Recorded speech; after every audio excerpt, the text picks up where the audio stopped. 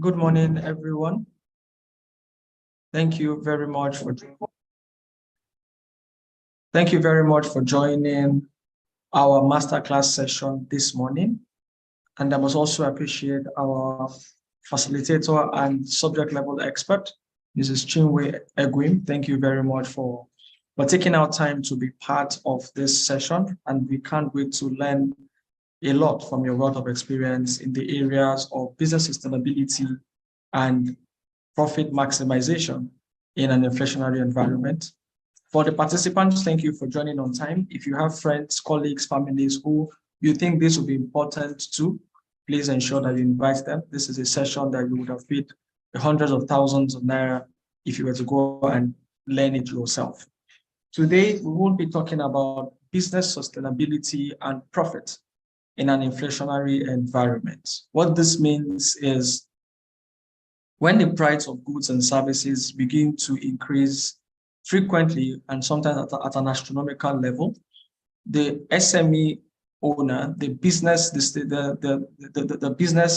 owner is affected in two ways. One, his profit margin is eroded because he was supposed to buy a product for 5 naira and sell it for 10 naira, and he goes to the market one day and that product, the cost price is now 9 naira. It then means that if he wants to maintain his selling price at 10 naira, his profit has reduced to just 1 naira.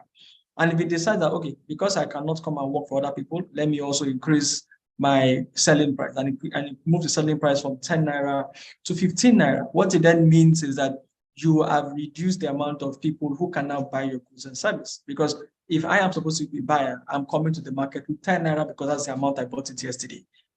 It then means I'm not going to buy from you. And even if I bought from you, if I plan to buy, if the price is 10 naira and I buy to buy 3, I will only be able to buy 2 because your selling price is now 15 naira. And that is even if I like you enough. And if I don't like the face of that business owner, I go to the nearest person who is selling his own at 9 naira and then I buy from the person. It then means that the business owner can either lose customers, and also, even if he retains customers, the business owner sells lesser quantity of goods and service. And you know that the more products or the more services a business owner renders, the more sustainable the business is. So how does an environment like ours that is leading with inflation every now and then, you cannot carry the amount of money you carried to the market yesterday to the market today. You have to put some extras on it. How does that affect the business sustainability? How does that affect the day-to-day operation? How does that affect the fact that these business owners need to be alive by ensuring that they mark up appropriately? And also, even if they're even alive, how do we ensure that this also keys into increase in profit? What are the things they need to do? What are the things they need to stop doing? And that is why we have our facilitator here who would be breaking it down for everybody to understand what an inflationary environment is and what its effect on small businesses, and finally, what small businesses can do to ensure that they are sustainable and also they keep making profit. So we would give the next 1 minute or so for other people to join, and then we'll come back. I will introduce the facilitator, and then we'll take it on from there.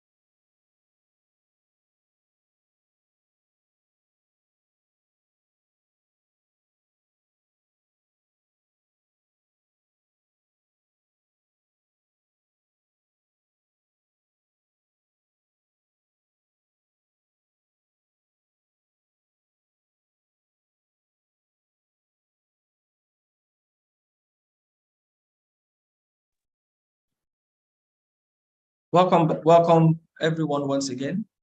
For those who are just joining, this is a masterclass session on business sustainability and profitability in an inflationary environment. Like I explained, this this masterclass is brought to you courtesy of the Lagos State Employment Trust Fund, and this is one of the various interventions that we give small business owners in Lagos, because our duty remains to ensure that business owners thrive, and in thriving, they also help to reduce the unemployment rates in Lagos. Today, we have Mrs. Chinwe Egwim. She's the Chief Economist and Head of Economic Research and Intelligence at Coronation. She's an executive level economist with experience in macro, financial, development, gender, and behavioral economics. She's, like I said, she's currently the Chief Economist and Head of Economic Research and Intelligence at Coronation Merchant Bank.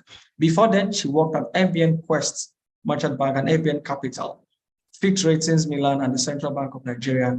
She holds a master's degree in financial economics from Kingston University, London, and a bachelor's degree in economics from Kwame Nkrumah University, Ghana, also an alumna of the European School of Economics. A diverse corporate experience includes short and long-term forecasting, strategic planning, and market outlook. She provides valuable experts and perspectives for corporate boards and contributes to enhancing structures that produce optimal business results. She periodically develops evidence-based research for the benefit of decision-making, as well as tackling operational and policy issues.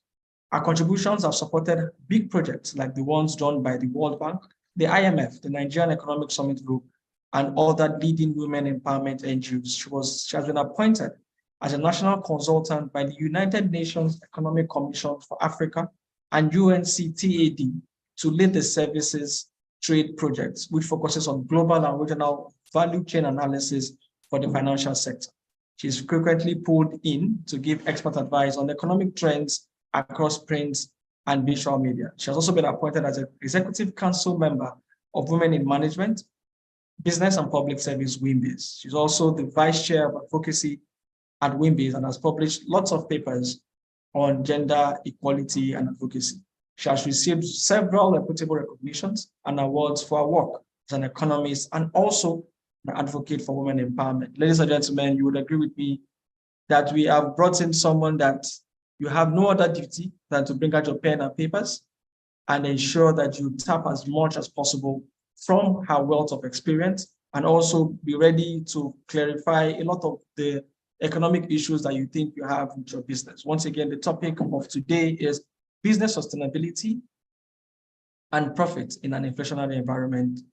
So thank you very much, Mrs. Chinwe Egwim, for joining, and I will be handing over to you to take your session.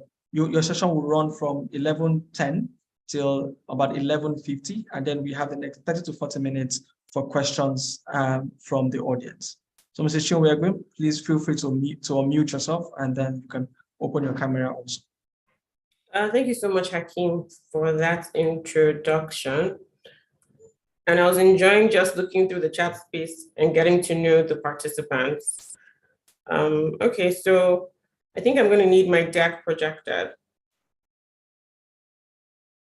Yes, that has been done now. Okay. And I like your background, by the way. Maybe come join webinars from your office one of these days. You're welcome. Okay. Okay, so I'm going to start with the first. Well, first of all, thank you for having me. That is the first thing. And my job here today is to try my best to provide insightful nuggets to all the participants. I hope that you would feel full when I'm done, and you would have enough tools to navigate the current macroeconomic environment. So the first slide, which would be the next one, we'll just pause it there for a bit. Now, inflation. Inflation is one of the core economic indicators. And thank you so much. And I have tracked this indicator for at least 12 years. And once upon a time, it was at single digits. I think the last time inflation was below 10% was in 2016. And that rate was somewhat high. If we approximate, it would actually be 10, but it was about 9 point something in 2016. one of the CBN's mandates or through the MPC is to ensure price stability, okay? And for those who know, the CBN actually expects inflation to be between 6 to 9%. So what does that mean? It means that Nigeria's inflation is currently above double of the CBN's expectation. And you know what? Some people may argue that the official inflation figures do not fully reflect the current economic realities. What do I mean by that? If you look at the inflation basket, one may argue that it needs to be refreshed. It's not capturing every item that's currently in the market. So it needs to be refreshed, it needs to be reweighted. And it is possible that the headline inflation is really above 21.9%, which is the last figure that we got in February. Now, over the past 5 years, headline inflation in Nigeria has remained at double digits, and it's averaged about 14.49%. That is over the past 5 years.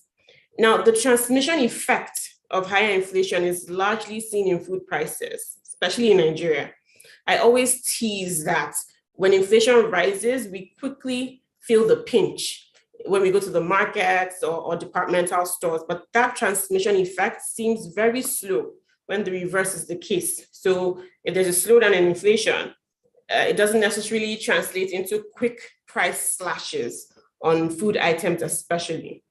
Of course, there is also the impact of threatened price stability on what we call the core measure, right? That is part of the full inflation basket. And this is where you find items like clothing, vehicle spare parts, household items, and transport, among others. For transport, we have seen upticks on the back of the periodic PMS, which is for scarcity. I'm sure all of us have witnessed that, especially those that live in Lagos and Abuja. And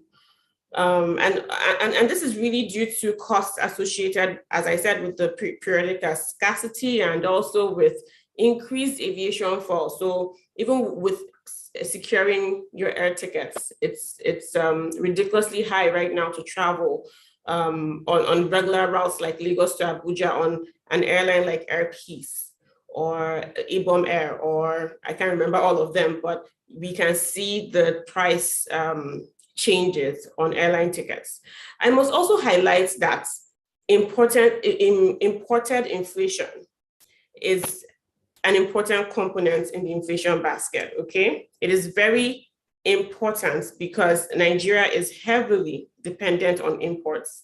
So with imported inflation, it is safe to say that a double whammy effect took place last year. And the lingering impact of this double whammy still exists. What is this double whammy?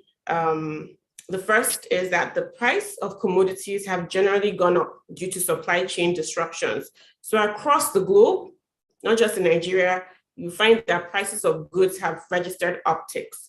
Other countries are also trying to combat rising inflation. So this inflation issue is not just significant or a signature to Nigeria. And this is showing, we can see the prices of goods that we typically import rise. So the second part of the double whammy is, of course, the exchange rate depreciation.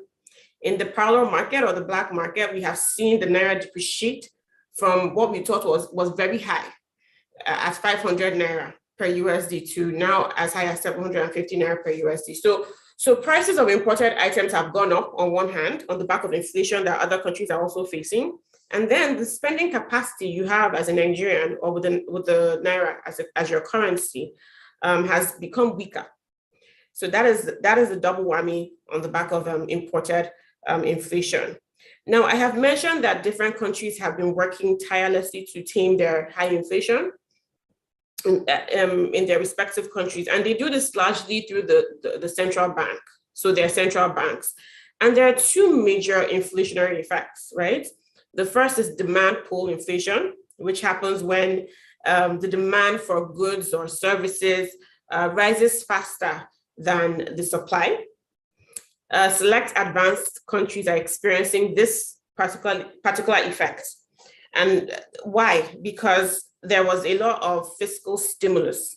There were fiscal stimulus packages released during the peak of the COVID pandemic.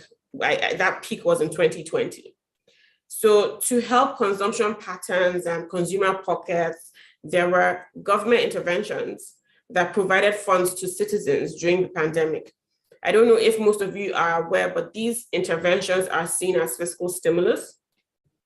Now, the second inflationary effect is cost push inflation, which happens when there is a decline in the supply of goods and services and demand remains the same or it may even grow. Nigeria's inflation issues are largely driven by cost push inflation, even though you can find traces of demand pull, but it's largely cost push inflation.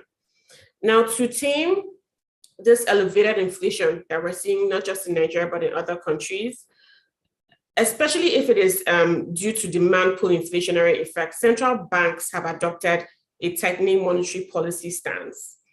And there are different monetary policy tools, but the policy rate has been the front burner tool used to achieve this over the past at least 12 months. In Nigeria, the monetary policy rate was hiked by as high as 500 basis points last year. And this year, we've seen it hiked further by 150 basis points. So in January and March, those hikes took place. Now, the rate hikes have direct implications on borrowing costs because banks reprice their loans in response to the CBN or MPC's rate hikes. Most businesses could simply pass on the increased costs that they are dealing with to consumers, but this is difficult, given the extreme pressure on consumer wallets and purses right now. I think we can go to the next slide. So this slide, I just put this so you could see what the trend with inflation looks like. You have your headline in there. You have the food, you have the core, you have the imported inflation in there as well. So next slide. Now this slide is just really articulating our view with regards to our projections for 2023. And what I've done is I've created 3 scenarios, the base case, which is what I'm going to speak on, and then optimistic and the pessimistic or downturn case. So you have 3 scenarios in there. Now we see inflation moderating, but it will remain at high double digits this year. Our view is that consumer pockets and purses will remain squeezed. And so demand patterns are unlikely to be significantly different from what was obtainable in 2022. What am I saying? I'm saying that status quo is expected to remain this year. Now, from the supply side perspective, global commodity prices are expected to stay elevated. And of course, that has an impact on imported inputs. That's what I was saying earlier. We also expect the transmission effect of high energy prices to continue to impact operational costs. So in our base case scenario, inflation, we have it ending at about 18.5% year on year. And to get this year on year, I'm just going to go technical a bit. To get this year on year, we need to work on projections of the month on month, right? Because the month on month would influence the overall figure. And where our head is at with regards to month-on-month assumptions is that we're going to see the month-on-month swinging between 1.1% to 1.75%. What would typically be exciting would be to have your month-on-month inflation below 1%. So at 0.5% is a good assumption. However, given some of the factors which I'm going to speak on that are influencing our forecast, we can have that month-on-month as low as 0.5% this year. So one factor influencing our forecast is base effects. It's really the base effects that is causing us to see it moderate a bit. And base effects, I'll try to explain, this is really more of a statistical approach where something was so bad the previous year that if there's a slight improvement the next year, you would see a significant difference. So that is the base effect. So on the back of that, because of how inflation performed last year, we actually expect it to moderate a bit. In reality, that moderation will not really have an impact on the real economy, that is you and I. Other factors influencing the forecast include insecurity, persistent supply shocks on the back of the ongoing Russia-Ukraine crisis, which is affecting a supply chain activities. Of course, the depreciation of the Naira in the parallel market that I mentioned earlier, uptick in the price of fuel, so PMS's fuel, and there's also the potential of a subsidy removal. If that happens, it's going to drive inflation up. There are expectations that it would happen in the second half of this year, following the transition of administrations.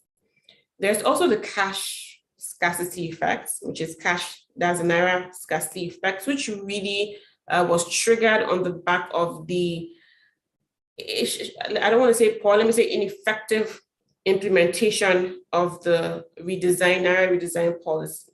So that would also have an impact on inflation figures, at least in the first half of this year. The next slide, please. Next slide. Have you shifted slides? Because I'm not seeing.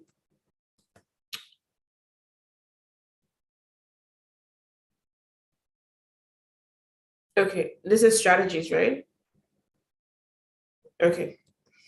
So, what I've done here is to list a few strategies, and I think slides 5 and 6 would capture these strategies. I will try to run through each of them as best as I can within my time frame.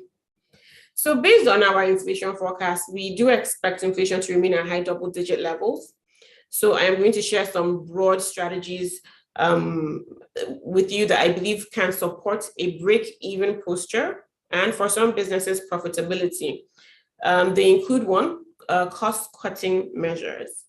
There should be a keen focus on cost-cutting or minimizing unnecessary costs, as this can save your business some money, especially if you are unable to increase the prices of your products or services, which, by the way, lots of SMEs are struggling to do. A good way to identify unnecessary costs is by, one, you need to figure out what adds value to your goods and services, and you need to apply fiscal discipline by creating and sticking to budgets. It's imperative that you do that.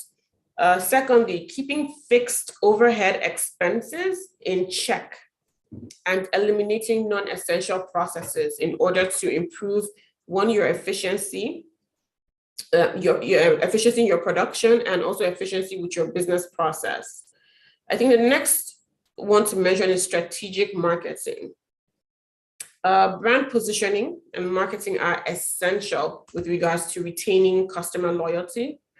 In the current economic environment, you need to stay at the top of consumers' or customers' priority spending list. It is important, and I cannot overemphasize what I just said. So you need to be quick to react to changing trends by adapting your marketing and sales strategies accordingly. For example, the adoption of the sachet marketing, which cushions the effect of rising prices on customers by making products in reduced quantity, but more affordable. So we've actually seen this trend spike, at least since 2020. There was a paper titled "The Rise of the Sachet Economy." So you need to put your finger on the pulse of what's going on. If your business is one that can embrace this trend, I suggest that you consider taking that on board. What would it help you do? It would enable your business penetrate the market at the bottom of the economic pyramid. You should also consider prioritizing the marketing of your most profitable product or service. They may or may not be high-end products, but you need to do the research that would allow for you to identify what products is standing as your most profitable product or service. Something else to consider is to source local substitutes. So sourcing your raw materials locally or utilizing local substitutes gives you more control as you reduce dependence on foreign vendors or foreign products, which are largely impacted by exchange rate dynamics. Your costs are likely to reduce, thereby increasing your competitive edge. So looking inwards, it's something to consider. You should also explore funding opportunities. Funding opportunities such as capital injections in the form of equity and government loans or grants can be a means to sustain the business and keep operating costs at manageable levels. Consider investing in technology. You can automate certain rules, especially with regards to invoicing and payment processes. And this could help your business reduce costs. You should consider stocking up on inventory, especially in a high inflation environment. This can help or act as a buffer against inflationary pressure. It allows businesses to take advantage of savings that are associated with bulk purchases, as well as it allows the business to stay on top of pending deliverables. However, I should mention that there are some drawbacks to this, because businesses may end up tying up more capital in inventory, which could affect cash flow. Additionally, holding onto excess inventory can increase storage costs and potentially lead to wastage if the stocked products become outdated or expire or are no longer in demand. So a cautious approach should be adopted when applying this strategy. I think the next is assessing your supply chain risk. It is important to diversify your suppliers and negotiate deals that are beneficial to your business. There's also tracking your finances. I don't know if the slide has the slide moved? For some reason, the view is not allowing me to see properly what is going on. Or is it from my side? Just give me 1 minute. Yeah, I think it's from my side. Sorry. Okay, yeah, it's from my side. Okay, so I think I'm on tracking your finances. So financial statements, they provide quantitative data on revenue and expenses that you can analyze to determine which processes you may want to adjust to increase your profitability. So it is like having a flashlight that allows you to see operational expenses clearer, as well as identifying revenue gaps that you may have. I have noticed that a handful of SMEs do not take this as seriously as they should. That is tracking finances. So the next slide really is capturing specific action steps that I thought would be good to share with you.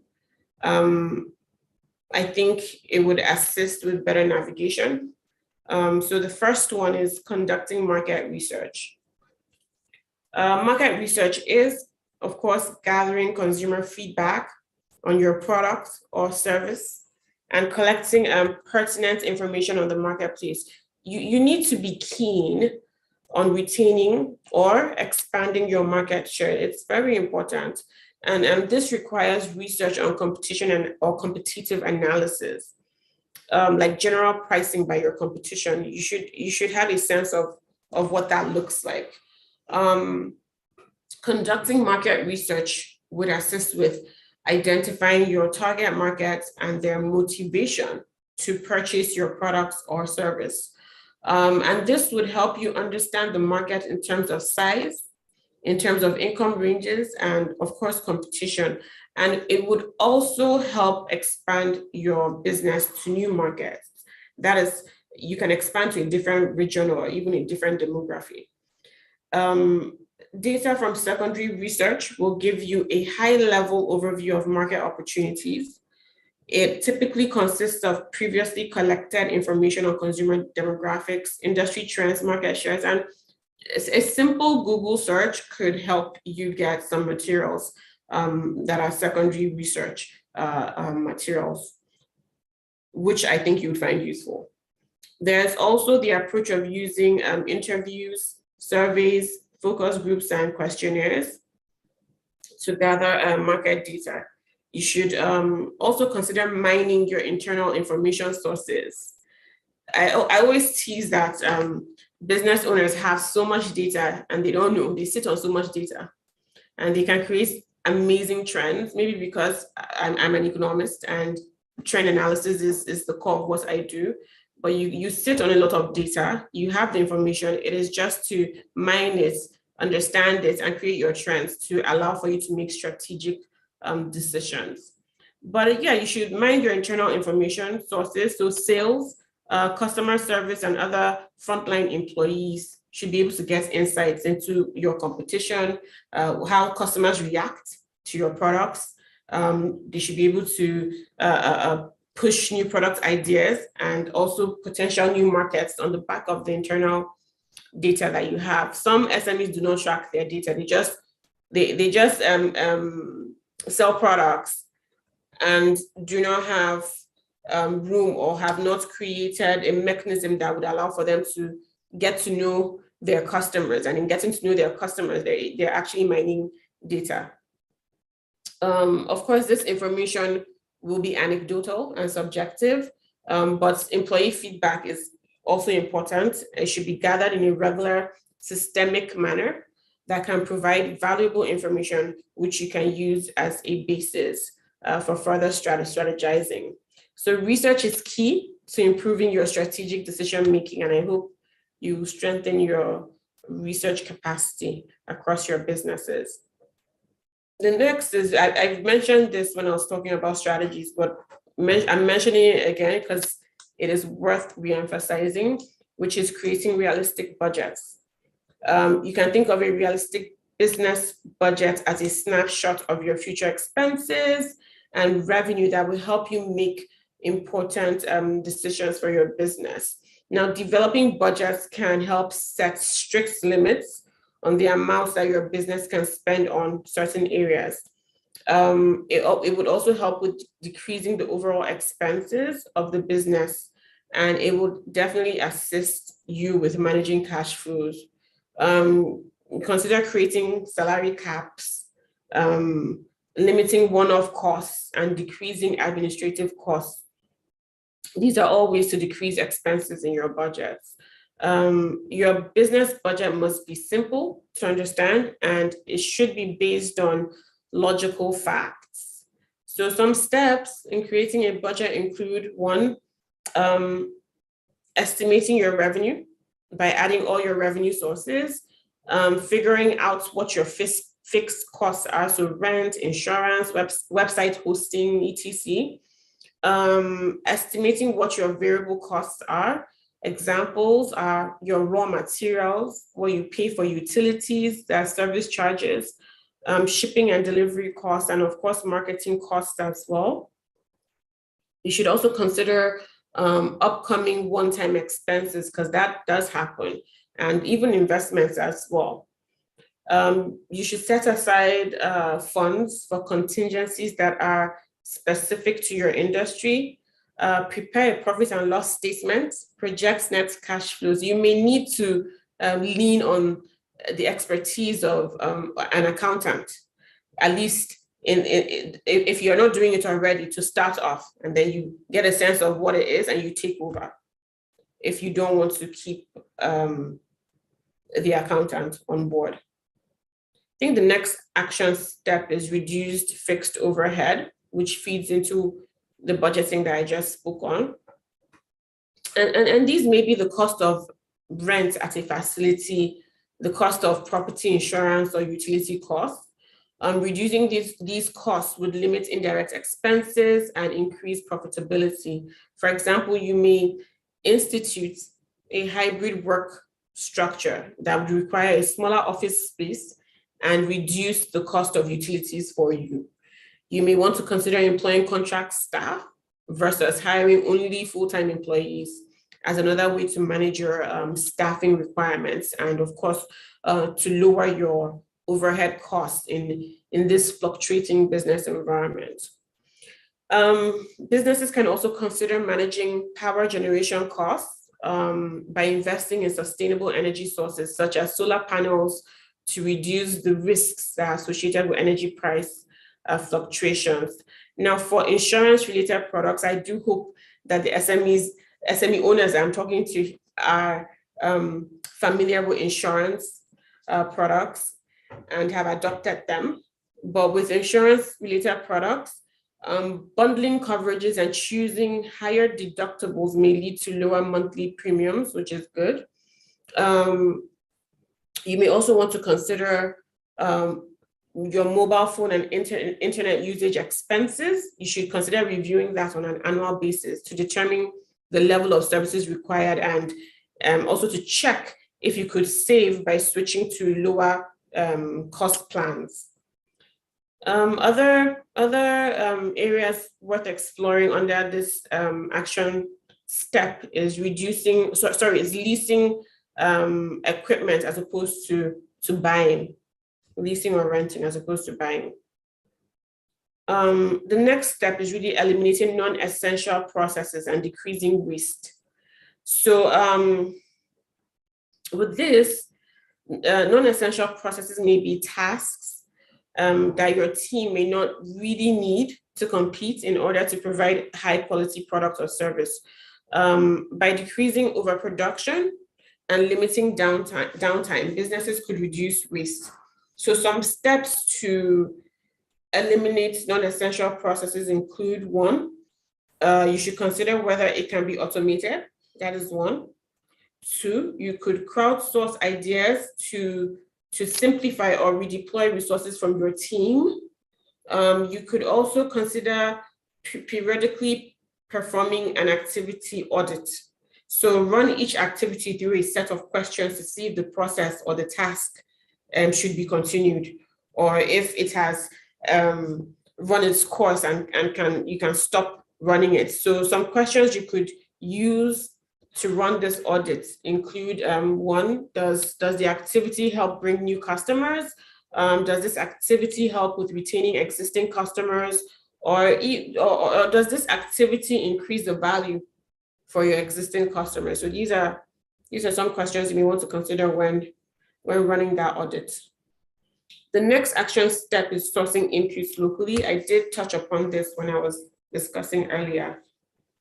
If it is possible, you should source local inputs or substitutes because this will reduce your FX exposure, that's your exchange rate exposure, and it will ensure that you have raw materials available. Now, a key barrier to local sourcing can be the challenge of not knowing who your local supplier could be. So it is important that you start to research alternative domestic suppliers. The next action step is optimizing vendor relationships. You can reduce the cost of sourced items through healthy discounts or other benefits that are usually associated with well-nurtured vendor relationships. Now, when selecting your suppliers, you need to carry out due diligence. I'm sure you know that. Look at past customer reviews, pricing, and delivery times. You need to determine what you value most and who offers the best services based on your checklist. Explain your quality and service expectations to the potential supplier. And I don't know, for those of you that are listening, if you've noticed a recurring theme in what I've been saying, and that theme is really research. You need to stay curious and strengthen your research capacity in your business, because research keeps featuring in every strategy point I've made, and also these action steps. Now, the next is investing in technology. I'm conscious of time. I think we're almost done. Investing in technology. So SMEs need to understand the benefits of the internet and other digital tools. Having an online presence is a vital component of connecting with customers and clients. Also, you should consider offering cross-border payment options. That is very important, as it would allow for you to expand your customer base. The next action step is investing in finance and accounting software, along with information security and data protection. The ability to track your finances is critical to running and growing a company. So accounting softwares enable businesses practice good financial housekeeping and provide solutions such as general ledger management, invoicing, and payment processing. Some examples of accounting softwares that I've come across include Wave Accounting. I think there's FreshBooks, there's Zoho Books, and some of them are free. So you should consider looking them up and adopting them if you're not already using them.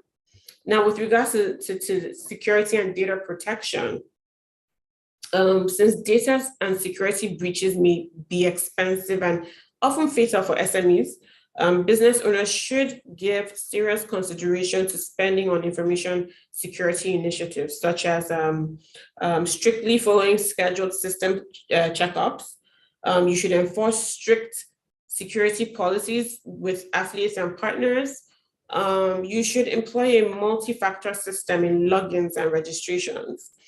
Hackers are sparing no one right now. They are attempting to attack both large businesses and also SMEs. So this is important.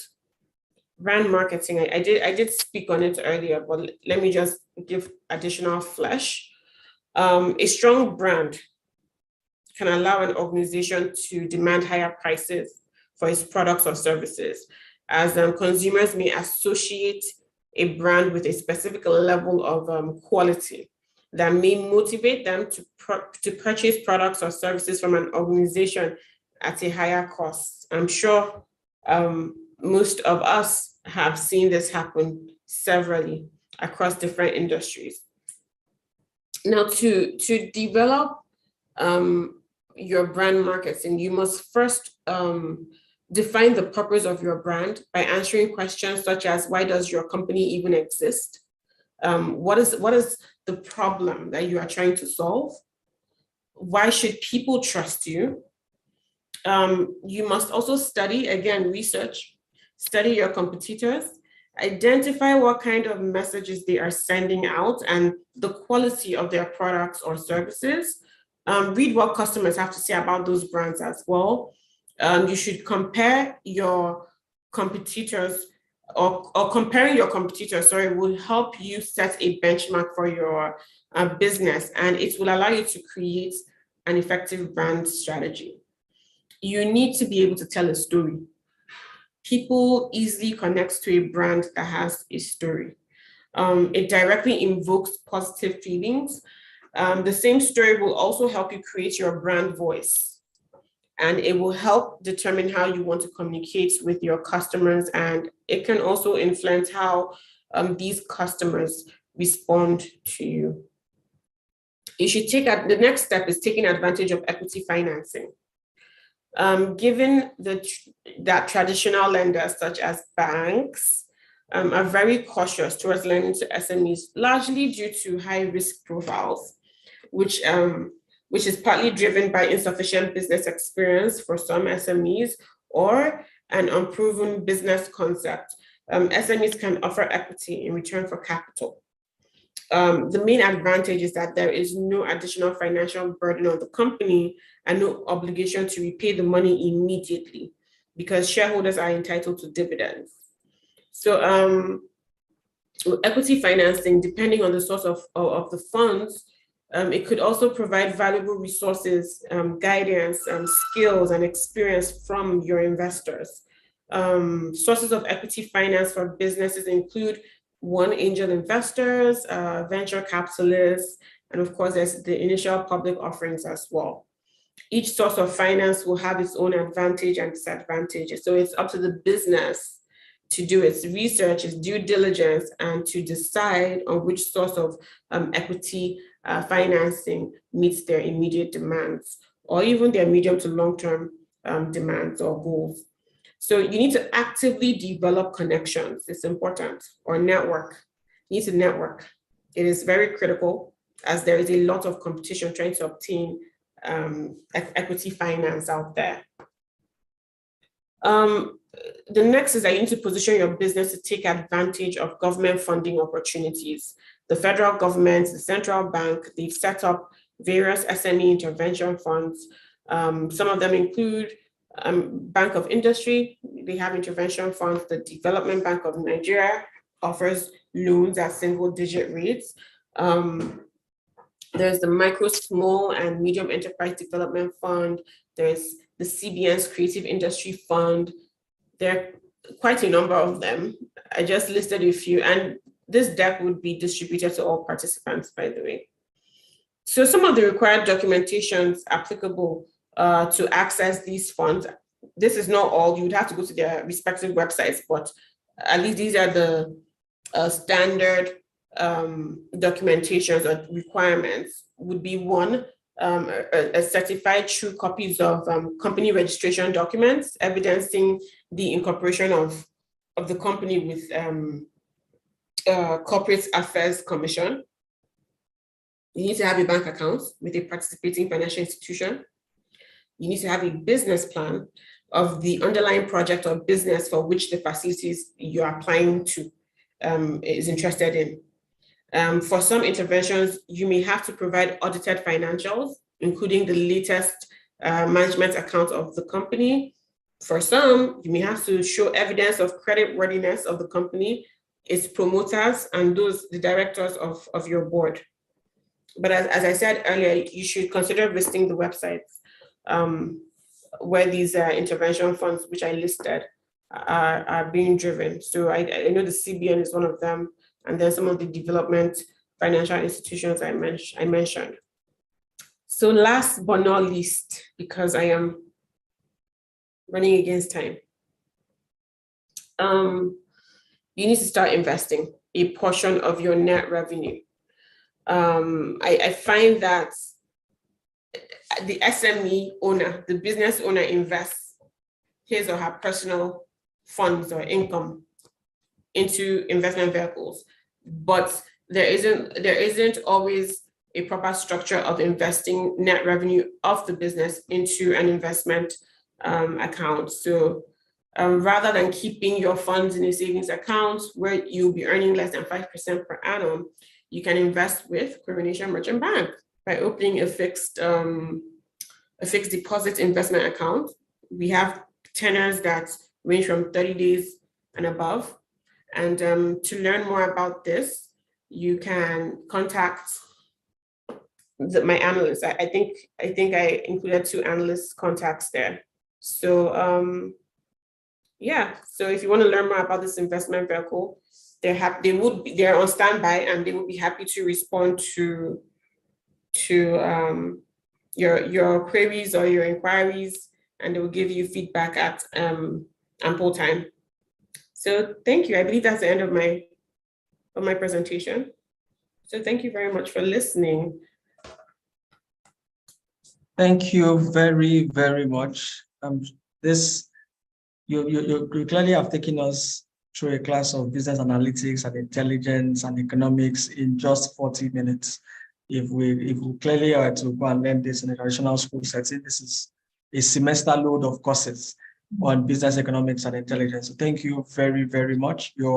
This session, I'm sure I speak the minds of the participants, that it has explained to them the origin of even what the inflation means in Nigeria. What does it mean? And because you've also taken us on the trends, they then see where we're coming from based on where we are, the effect it has on their business, and also strategies that they can use to be able to rise above these business challenges. And because you're a businessman or woman in Nigeria, you can't eliminate these challenges. Inflation will always be there. Your only duty is to, one, look inward, most importantly, to be able to check your processes. How do you do more with less? How do you leverage your supply chain? How do you stock up strategically?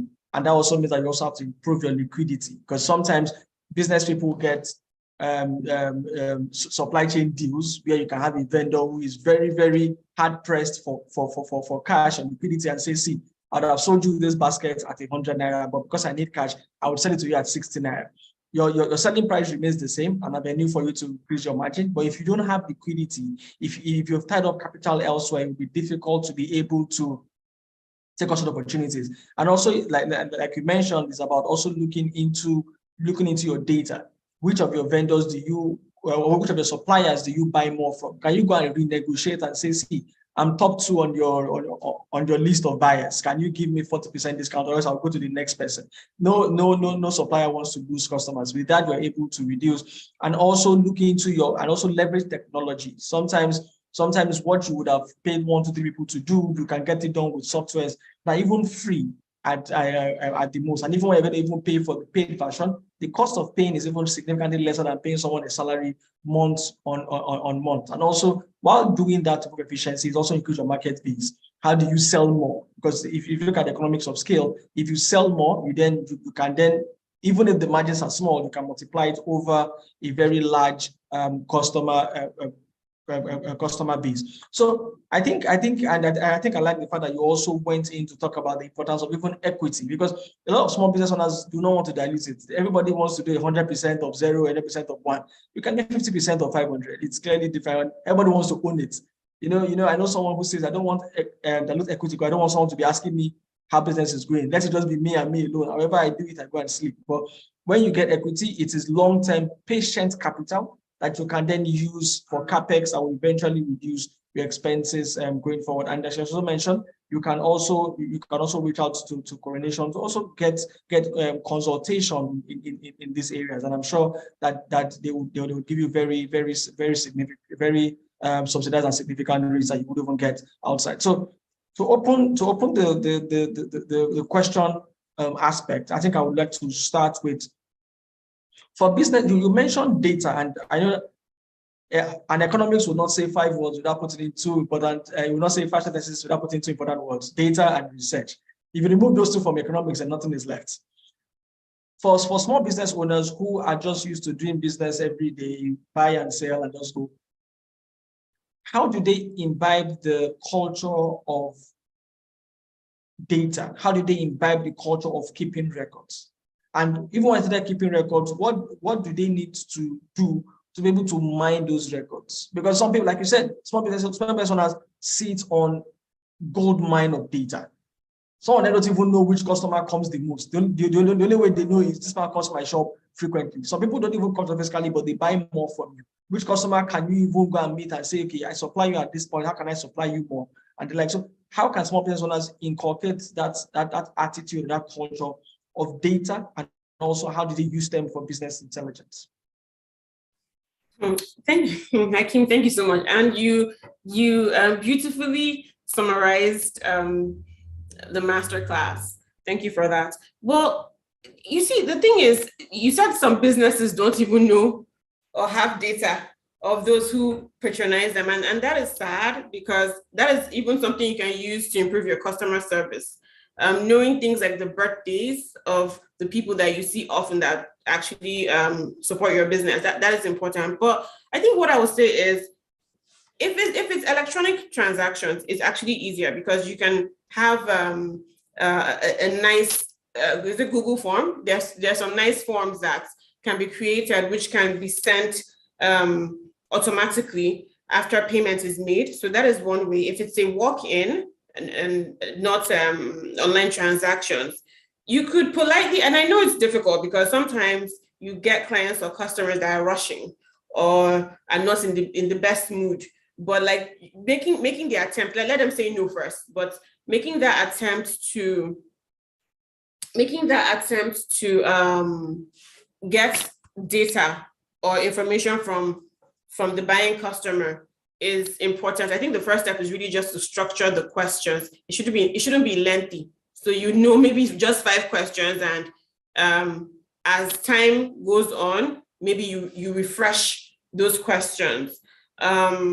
It's very important, because someone like me who gets excited with data or who would chew it up, I can establish a trend. I can tell you if you have a form that has where one of the questions is sector the customer works, I can let you know what the trend of that sector is going to look like over the next year. And I can let you know if you can market aggressively to that customer because I expect the customer's pockets to expand, or if you may have to change your marketing to keep the customer because pockets will be squeezed drastically or severely for that sector. So I think it's just really sitting down and knowing the kind of questions. My suggestion is just 5 questions. So yeah, a form for walk-ins, and it's easier when it's electronic. If you're operating just electronically, it's easier as well.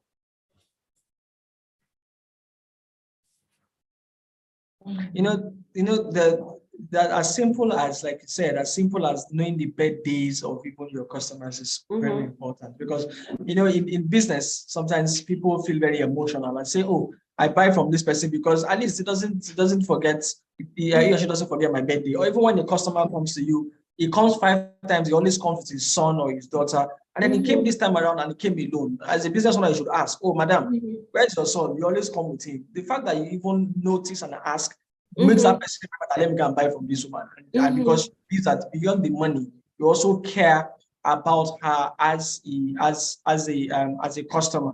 So so while the question coming, Hakim, sorry, I just want to pin something there, because as you were speaking, I remembered something there. I actually, so I wear, this is fashion now. I actually wear a number of outfits for different brands, discounted, sometimes free, sometimes full payment, of course. But I'm not going to call her name, so it's not as if I'm marketing her, but there is this one person that her data collection is so good that she knows who her repeat customers are. She has profiled them. She knows that because of what I do a lot of speaking engagements.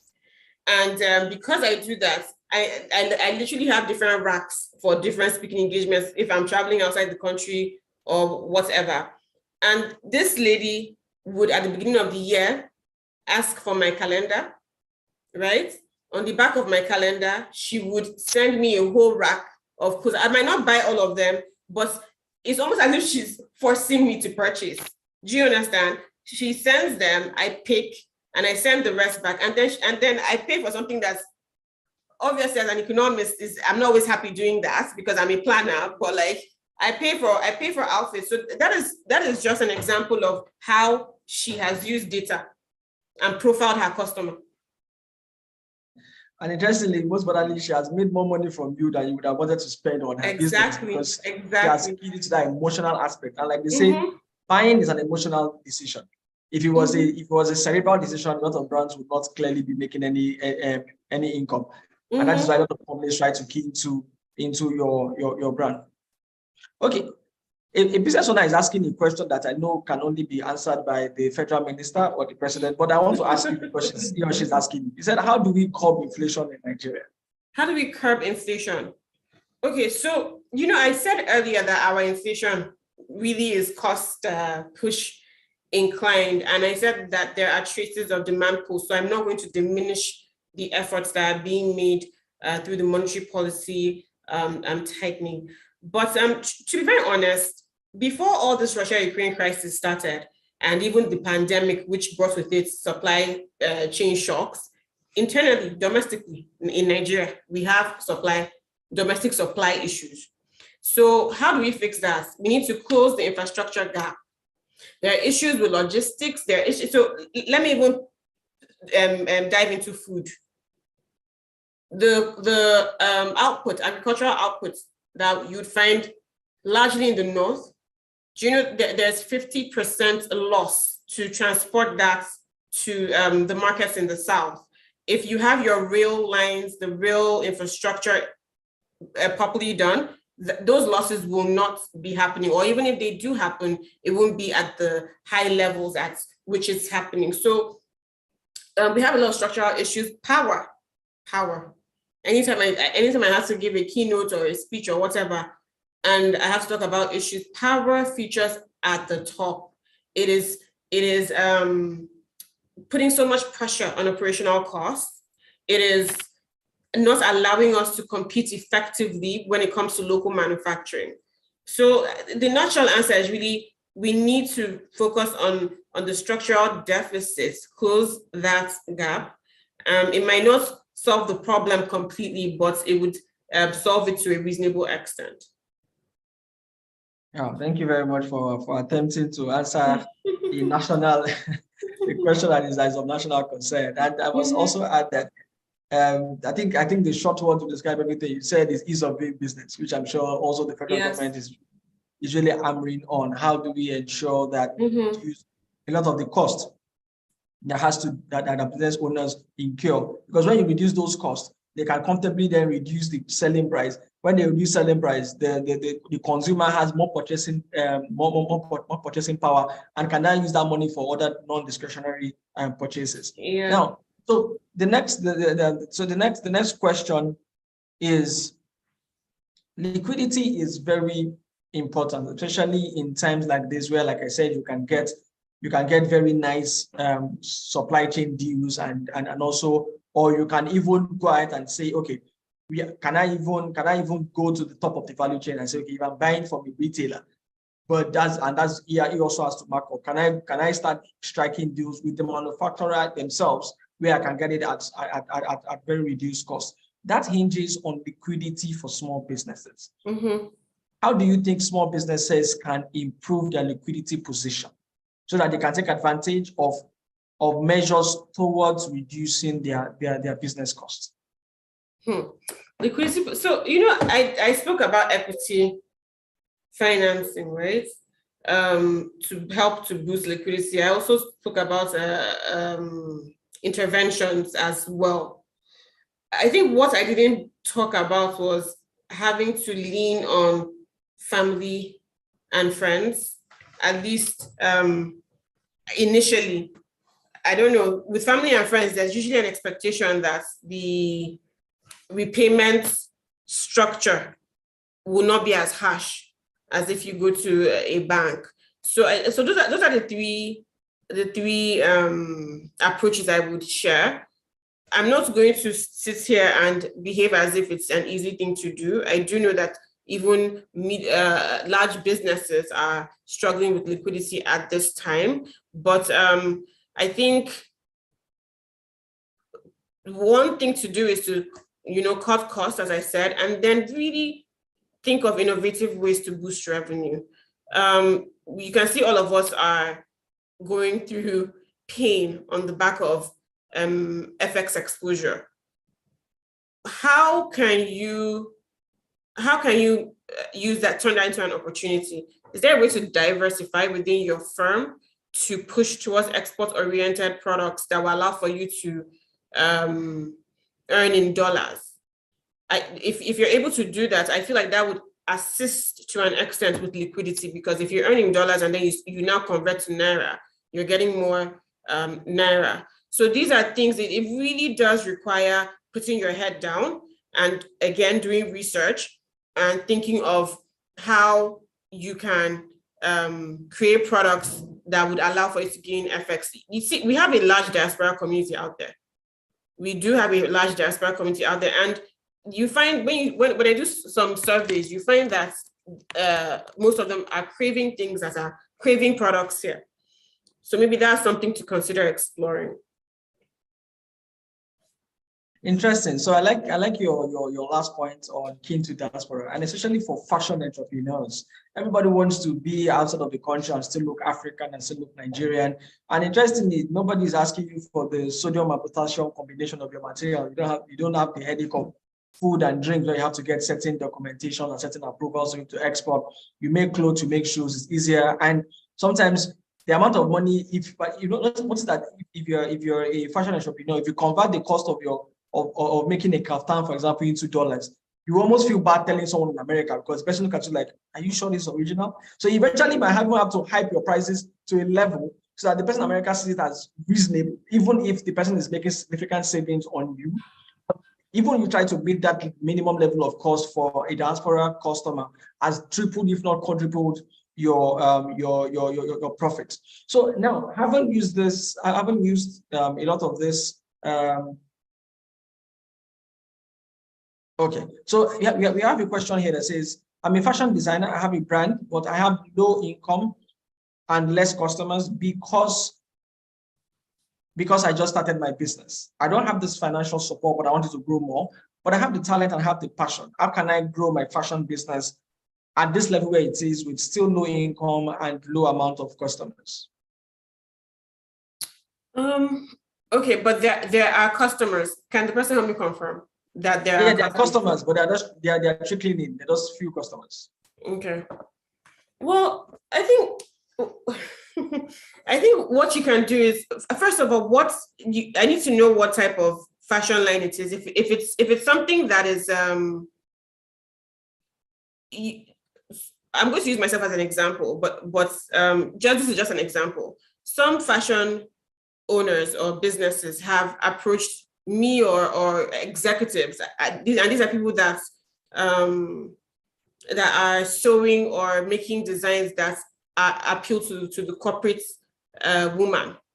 So sometimes we actually would use these outfits. We get them for free or at the cost price, and we're actually like walking mannequins. We're actually marketing, right? So I think that is one approach that I've seen work very well. I've seen it work very well. So if you're able to identify, social media would allow for you to do that. If you're able to identify corporate executives, if that is the line of fashion you're doing, I don't know the line of fashion, so I'm just speaking based on my own experience. If that is the line of fashion you're doing, I think that is one approach to consider. You also should try to get involved with organizations or communities that have your target market. So I think when he was reading my profile, he did mention that I am part of something called WinBiz.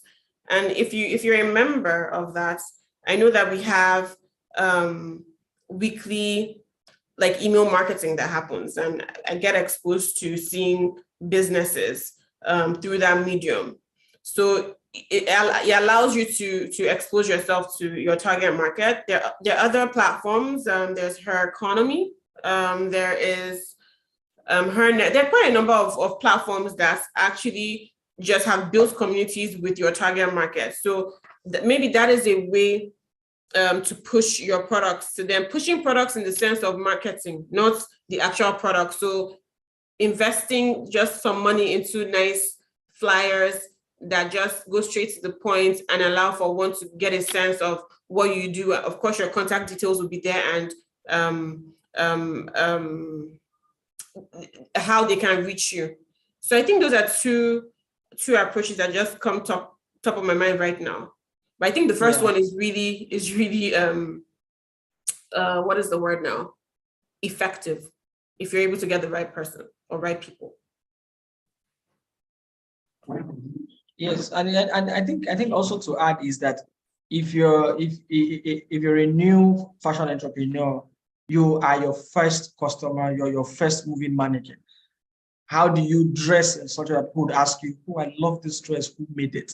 If people cannot ask you who made your dress, then nobody's going to ask anybody else. You should be able to wear bold designs that people would then see and say, "Oh, I love this, who made it?" And then they become your customers. And then she said she does the cut and sew, which is custom, she does what? She said she does the cut and sew, which is the custom made to fit. Okay. Made to fit, exactly. The custom made as opposed to the other, which is they are the one that do at scale. And the like. So I think we have just one more question, and that is, how does one manage loan facilities and inflation? So you've gotten a facility from a microfinance bank or a commercial or a major deposit bank, and then you've aggregated certain returns over a period of time, but then inflation is hitting into your income savings. How do small business owners manage that conflict? It's really tough. And I would hope that when applying for that loan facility, there were clauses that would allow for you to restructure the loan, so to allow for you to extend the repayment period, because if you extend it, it kind of reduces the pressure on your monthly payments. So I think that's my response to that. Interesting. Yeah, I think I also know that some financial institutions allow you to come and restructure your loan facility over time, but it also beholds on the small business owner to read between the lines of their contract. A lot of them are so pressed for finances, they just ask you, what is the interest rate? What is the tenor? And they sign. They don't even know what you call it. They don't even read between the lines to know what other conditions are there, what other opportunities do I have. And that's what the bigger businesses know how to do very well. They read and then they work around certain ones. Someone's asking a question that apart from fixed deposits that helps to hedge against inflation, are there other investment vehicles that small businesses can do so that the returns and at least will be able to be at par or even higher than inflation? Yeah, there are, and it depends on the institution that you're speaking with. So you have, of course, mutual funds, where in the mutual funds you have money markets, you have fixed income, you even have Eurobond fixed fund, which will allow for you to invest in dollars. So there are an array of products, and that is a really good question. And if I can't see the person that asked the question, but if I can't see the person that asked the question, but contacting the analysts that I placed on the deck, I think they can also share with you additional products if that is your preference.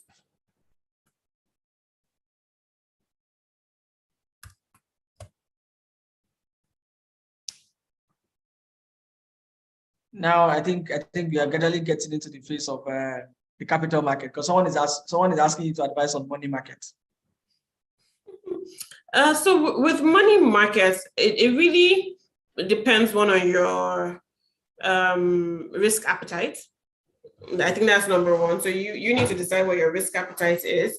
You need to look at the yields on offer, and there are quite a number. As I just mentioned a few of them.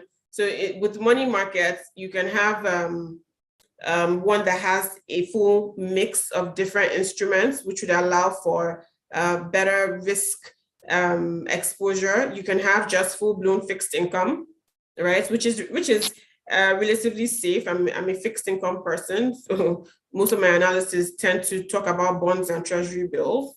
You can have some that are heavy on equity. So I guess it's first of all looking at a risk profile, looking at how long you want to hold, that investment. I always advise that people should be more medium to long term in their approach to investing. So it depends on all of that. Okay.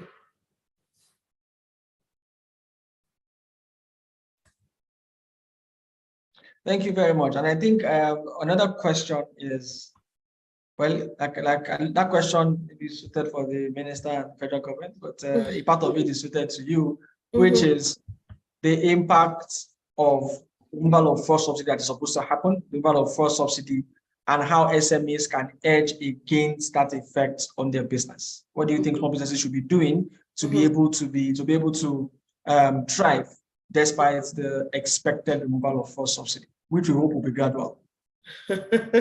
Okay, I have expressed what they should do because my projections have that removal included. So the deck really did express there isn't any much difference from what I would say now and what I said earlier. But the implication is one of two things. It will be full blown, and so it will feel the pinch severely, or it will be done in phases as you said you would hope that they do.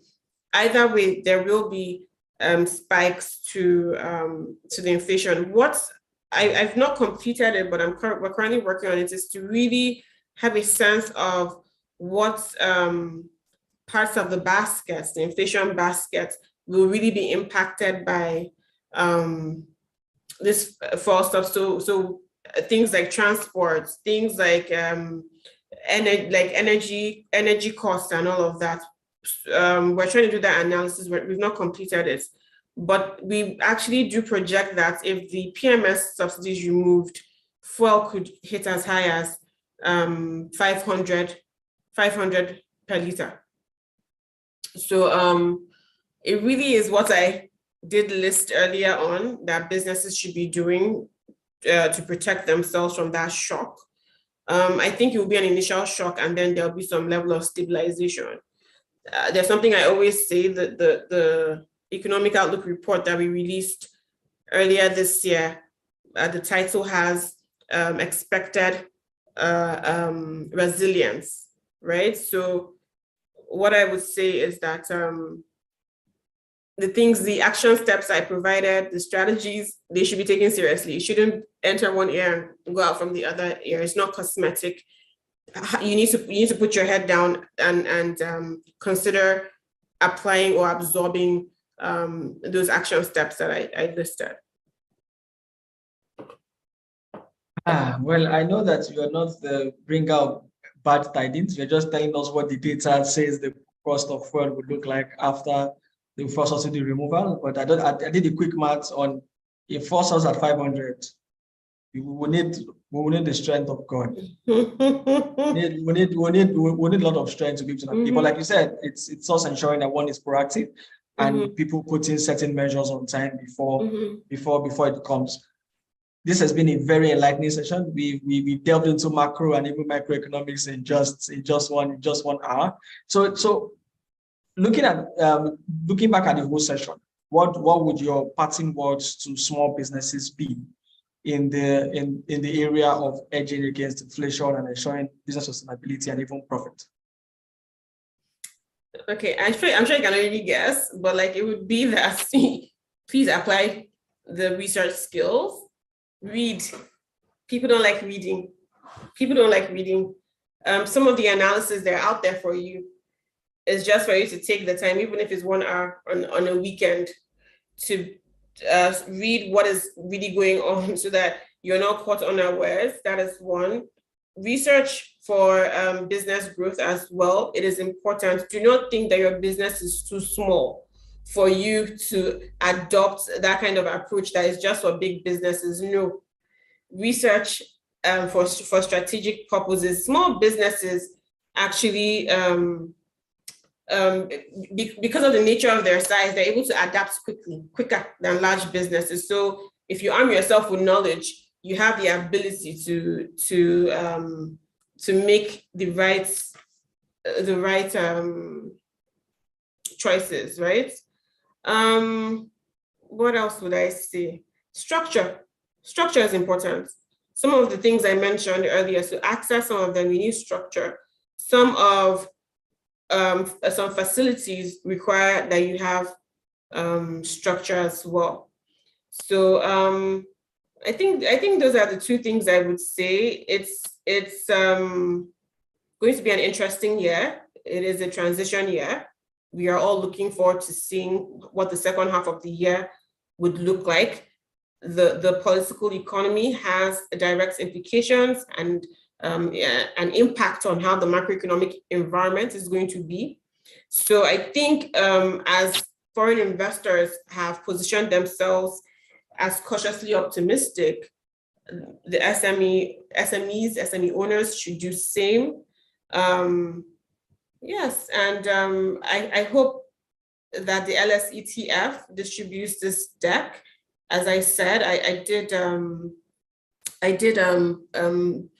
offer 2 of my analysts on the deck. If it's something that requires my attention, they would let me know as well. So I'm offering some level of free service.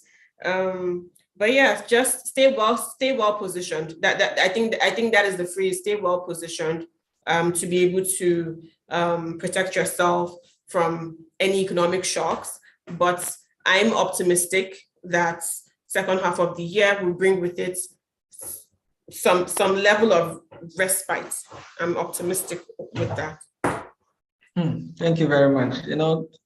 Economics are not always very optimistic. So if someone is telling us optimistic, then we need to hold it very, very strongly and the likes. And I think also to what you said, this session is recorded and people can watch it and watch it and share with other SME other SME owners, and also the slides also will be made available.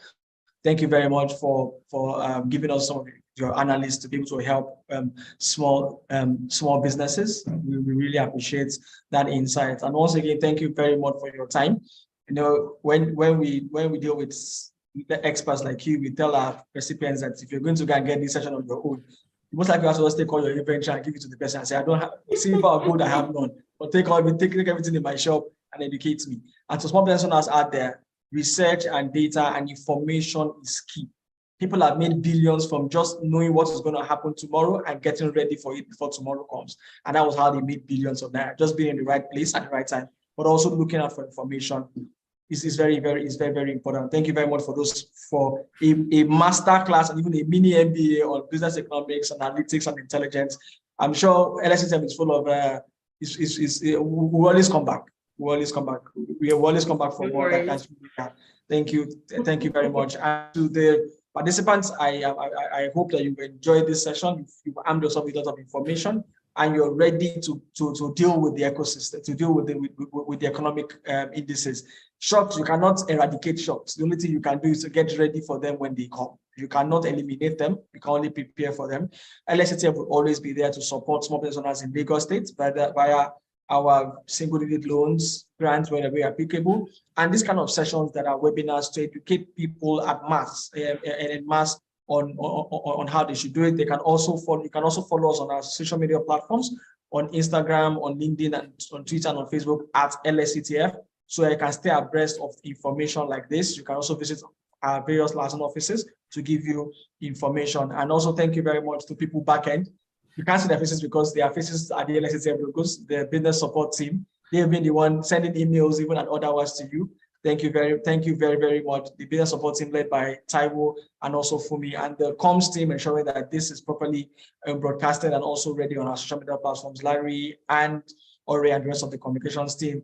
Thank you very much, Ms. Chinwe Egwim, and we look forward to many more interactions with you and also with Coronation. Thank you very much. My pleasure. So everybody have a good rest of the day.